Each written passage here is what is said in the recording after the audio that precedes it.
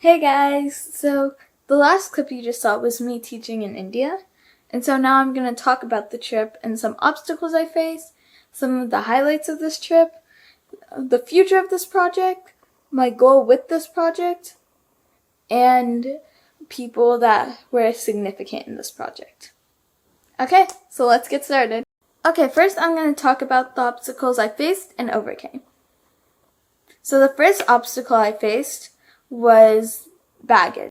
Customs and TSA was what I was worried about because I wasn't sure if they'd let the laptops through.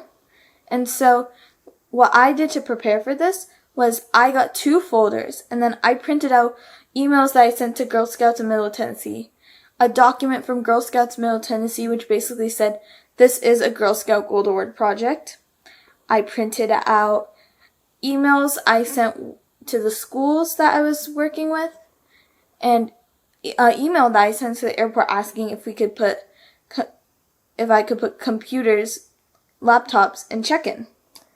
And the email basically said that I could put laptops in check-in, but I'd have to drain the battery, which is what I did a couple of clips back. My dad was traveling with me, so we each had a backpack and we carried 2 laptops each because that's the maximum amount of laptops that you can carry. And then we put the 16 other laptops in 4 check-in suitcases. And so I went from Tennessee to New York to Doha, and then Doha to Chennai, India, and then Chennai, India to Madurai. And TSA checked our baggage to Nashville Airport and the New York Airport. But in the Nashville Airport, when I was checking in luggage, I told them that I was carrying 16 suitcases and I showed them all the documents. And she basically input into the system that I checked in 16 suitcases. 16 laptops. So for everyone to be aware of.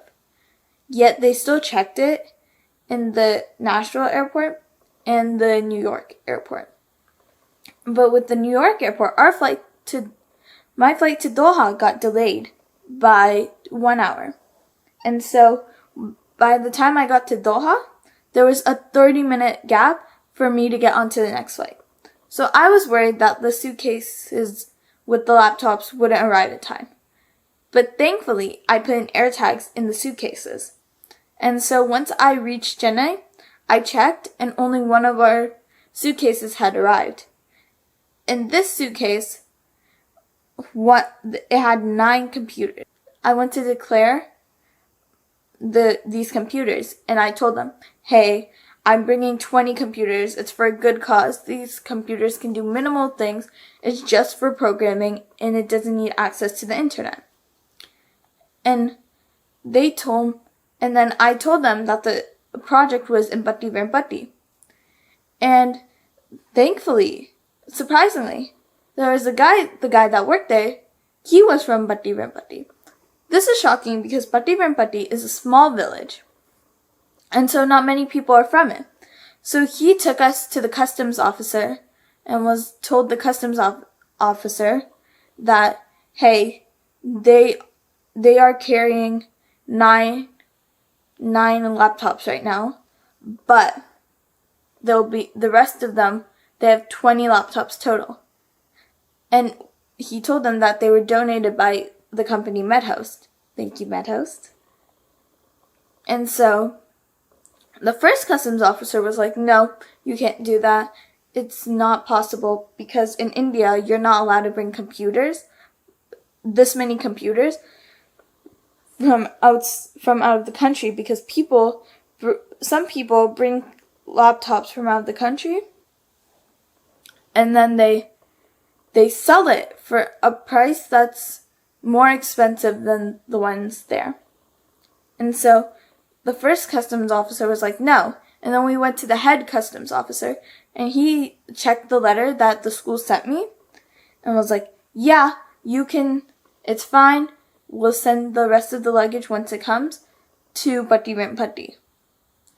And in Patti Virpatti, and they said they'd send it in 2 days because we were only me and my dad were only there for 4 days, and I was only teaching for 3 of those days. And so he copied the letter, and then I was all good to go. And so then I left to Madurai, and then from Madurai I drove to Patti Veerampatti.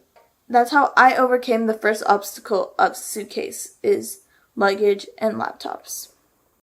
My second obstacle I faced was speaking Tamil, because the students in India, they only can learn in Tamil.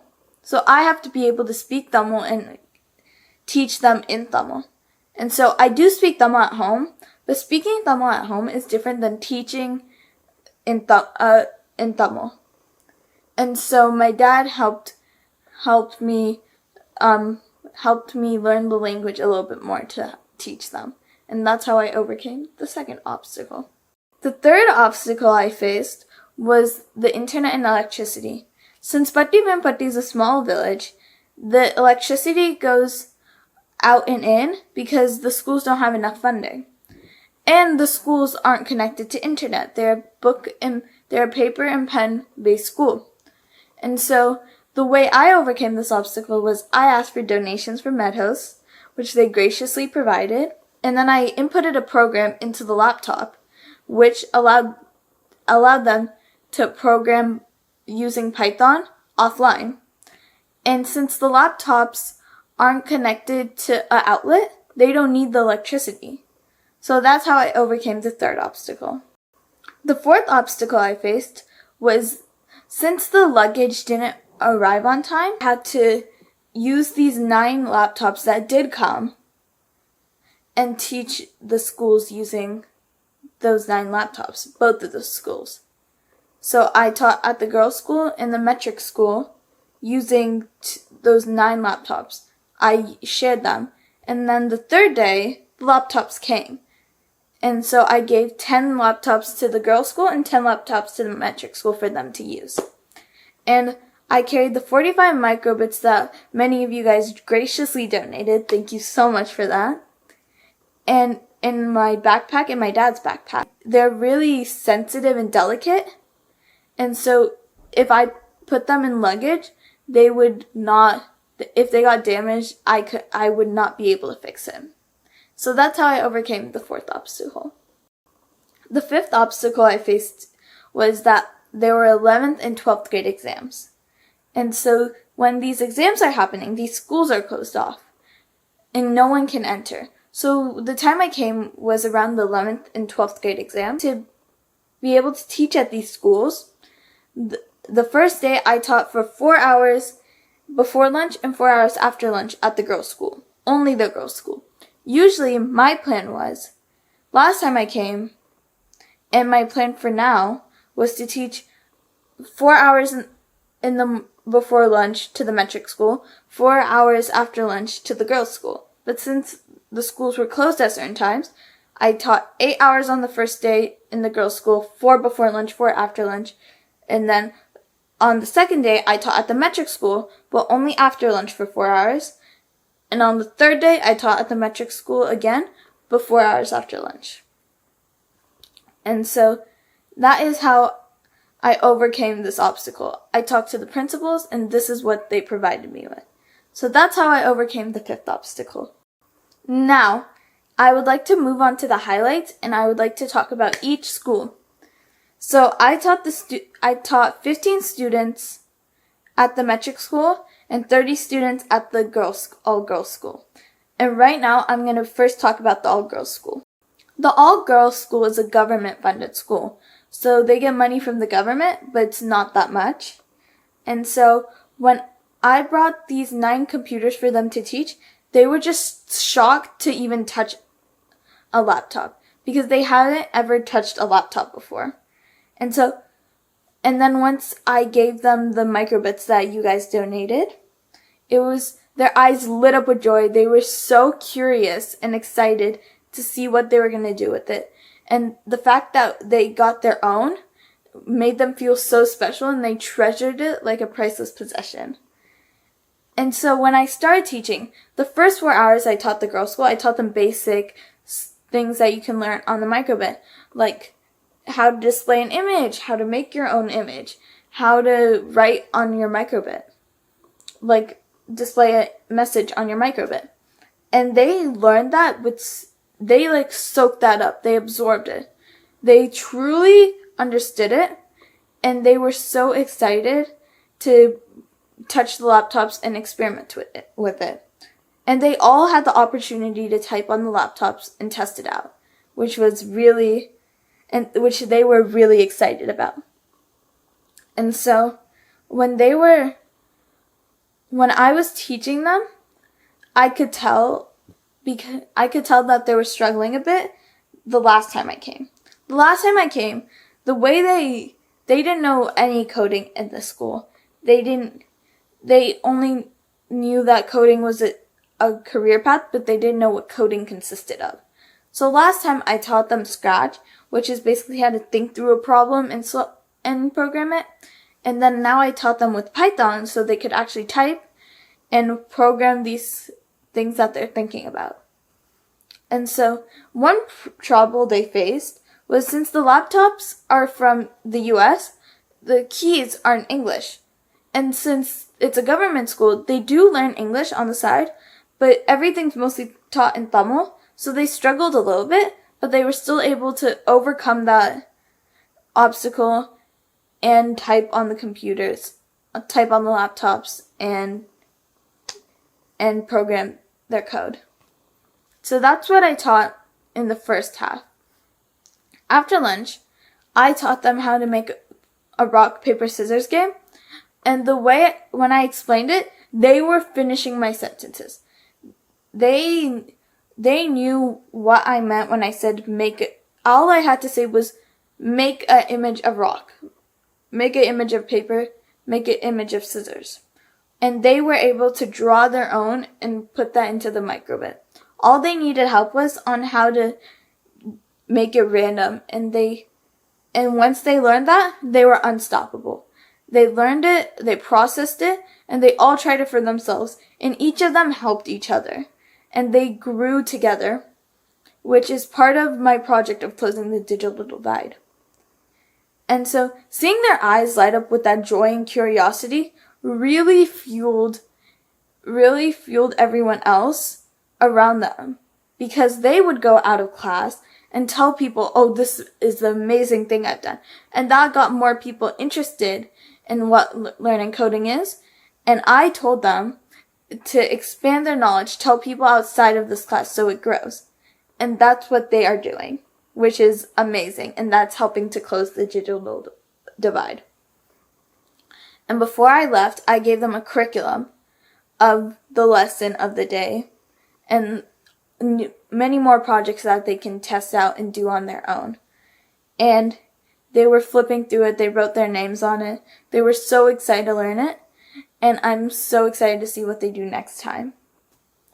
But when I was ending the class, I asked them this same question last time. Last time I came when I taught them Scratch. I asked them,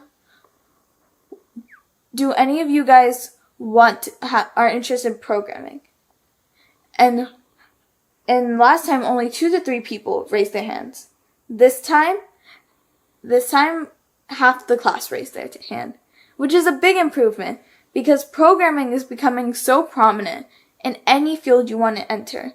Our whole world is becoming programming based with the emergence of AI.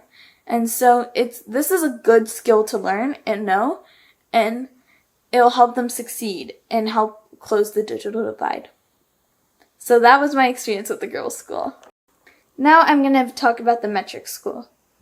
The metric school is a private school, so they get funding from families and the government. But it's not enough funding, so they have the same internet and electricity problems as the girls' school do. And I had to teach after lunch for 2 days, 4 hours each. So the first day, I basically taught them what I taught the girls' school. But the moment they walked in, they were so excited. They remembered what they learned in Scratch last time, and they actually practiced on their own. And so once they came into class, they were beaming and so excited to learn more. And so I taught them the basics of Python, and they understood it. And then once they all understood it, I was walking around and I saw that they expanded on it and made these whole new creations. They made animations, and I only taught them how to make images, pull up images, and display messages. But with that, they were able to do animations. And it was such a fun process to see. It was nothing like I had seen before. Like, they took their existing information from scratch on how to program and just kept adding these new languages, and they were able to build and expand and make programs that I haven't even thought of before. And so the second day that I taught them at Trick School, and I taught them the rock, paper, scissors, shoot game, they went above and beyond in expanding it and in learning. I saw so many variations that I wouldn't have even thought of. And once I gave them the curriculum, they were all so excited to go type and learn and just expand on what they have. They have so much ideas and so many ways to expand their knowledge, and I can truly see it through them, and I know that they will succeed wherever they go. And they've been talking to their friends, and their friends have also been learning from them from the last time I taught them Scratch. And so this time I'm sure they'll also tell everyone and help everyone and teach them. And so I also gave them a curriculum. They are helping close the digital divide as we speak. This is what I want from my project. I want to be able to close the digital divide between these two, between developing countries and developed countries, because everyone should have the right to access the internet and the right to have all this information at our fingertips, because that is where our world is headed. Our world is headed towards a programming-based society where AI is becoming prominent. So knowing coding and having access to all this information will truly help bridge the digital divide. After I taught them at Trick School, all the suitcases with the laptops had arrived. So I gave 10 laptops to the metric school and 10 laptops to the girls' school. And I gave them chargers with these laptops. The microbits were for each student, and the laptops were for the schools, so everyone could use them. So the metric school really enjoyed the microbits. They wrote their names on it, and they were truly happy to receive it, and they were so excited to program on it. And it just fueled their interest in programming. Because the reason the microbit is such a good tool, if you want to teach or learn programming, is because you can see what you're actually programming, and it's visible to you. So that's why the microbit's such a good tool to learn Python with. And I asked them the same question that I asked the girls' school when I went and taught Scratch and I taught Python this time. I asked them, are any of you guys interested in programming now? Last time, two or three people raised their hand. This time, the whole class raised their hand. And that's what we want to see. Because programming is becoming so prominent that it's good that they're already getting accustomed to it and having this experience with it. I keep saying digital divide. The digital divide is basically the gap between those who have access to technology, the internet, and digital literacy training, and those who don't. And so my project aims to close that by the ways I told you, by them talking to each other, to them teaching programming to each other, and how to have access to all these things. And so this is a huge problem in developing countries, and many people in developed countries do not realize the issue yet. And so this is such a big problem that although I'm making a difference, it's helpful. We can only fully bridge this divide if we all work together. So no matter although this project is big, your project does not have to be this big. You can do a smaller project and you can do this same thing in your own community. I chose this community because this is the community I was part of. This is where my grandparents and my dad are from. This is where I this is a part of my community, this is a part of my identity. So the reason I chose this is because this is a prominent problem I found in my community, and I wanted to change that. And this is the way I'm choosing to change it. I'm making this video so that others can help close the digital divide as well.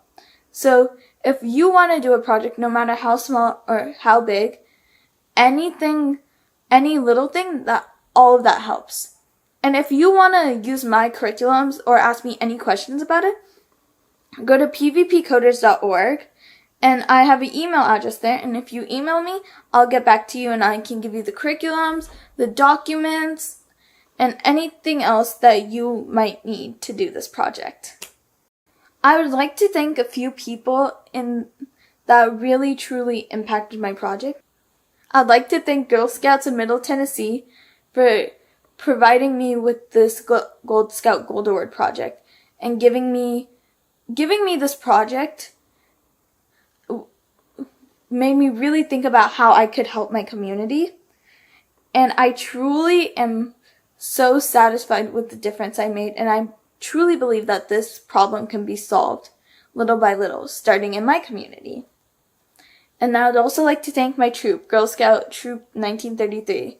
And I'd like to thank Miss Liz, who is my troop leader. She really gave me guidance and helped me through this process of submitting my proposal, fine-tuning the little details, and none of this would have been possible without her. I'd also like to thank my troop members, who whenever I ran into an obstacle, I'd ask them for advice and help, and if they had any input, and they would give me their input, and it was always helpful, and truly none of this would have been possible without them. I would also like to thank my dad for teaching me Tamil and traveling with me to India. And I'd like to thank my grandparents for printing the curriculum in India so I wouldn't have to carry it in my luggage, and for being a part of this community so I always have a place to fall back on and a place where I belong. I'd also like to thank Vinu Machan for translating my curriculums into Tamil so that the students in these schools can read it and understand it better. I'd like to thank the metric school principal, Athiyapan sir, for giving me a place to teach and allowing me to come into the metric school. It truly means a lot, and I'm glad that I was able to do it. I would also like to thank the all-girls school principal, Vasanta madam. She was my advisor for this project, and she truly believed in my ability to teach, and instead of looking at me because I'm just a 17-year-old girl, she looked at me for my ability and truly saw the value in what I was teaching.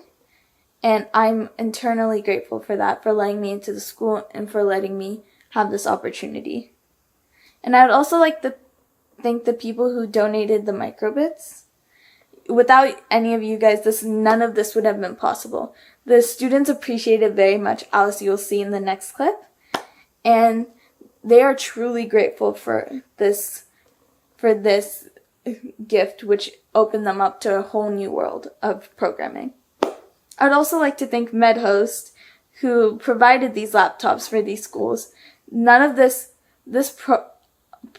programming would not have been able to been done without your contribution. Thank you so much. This project has really impacted my life in the way I view my community, and I truly think that I'm making a difference while doing this, and it's having a positive impact. So this project, I'm not just going to do for this year. I want to do it throughout my whole adult life, college, and when I get a job. I would like to do it throughout my entire life, because I feel like I could expand this project and I could help more people. So please stay tuned and see our updates on see my updates on my Instagram, the Instagram PvP Coders, the website pvpcoders.org, and this video. Thank you so much, and I hope you stay along for the journey.